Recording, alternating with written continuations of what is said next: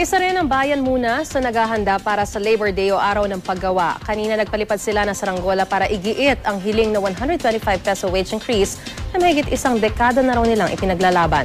Ang mainit na balita hatid ni Mav Gonzalez. Hindi sa rally dinaan ng bayan muna ang paghingi nila ng dagdag sahod, kundi sa pagpapalipad ng saranggola sa Quezon Memorial Circle kaninang umaga. Nakabandera sa saranggola ang isang malaking 125 na sumisimbolo sa 125 peso wage increase na pinepetisyon ng mga manggagawa sa gobyerno. Bakit 125? Ito yung kagyat. Ibig sabihin, ito yung pinakapwede, pinakamalapit na kayang-kayang ipatupad ng gobyerno sa pamamagitan na rin ng mando niya dun sa malalaking negosyante. 2001 pa isinusulong ng bayan muna ang wage increase na ito.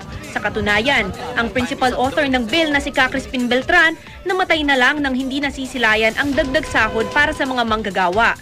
Ang offer raw ng gobyerno, 20 hanggang 40 pisong dagdag lang.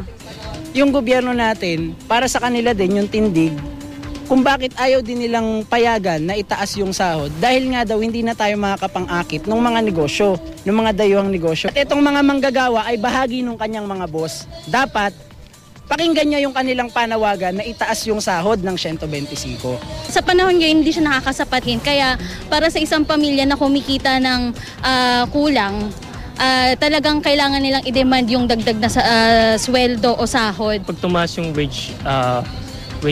nagkaroon ng wage increase. Siyempre, dahil sa patuloy na pagtaas ng presyo ng bilihin, di ba?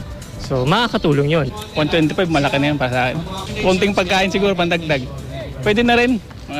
At least meron, di ba? Panimula lang raw ang kite flying na ito sa mga kilos protestang isasagawa ng mga manggagawa sa Mayo 1. Mav Gonzalez, GMA News.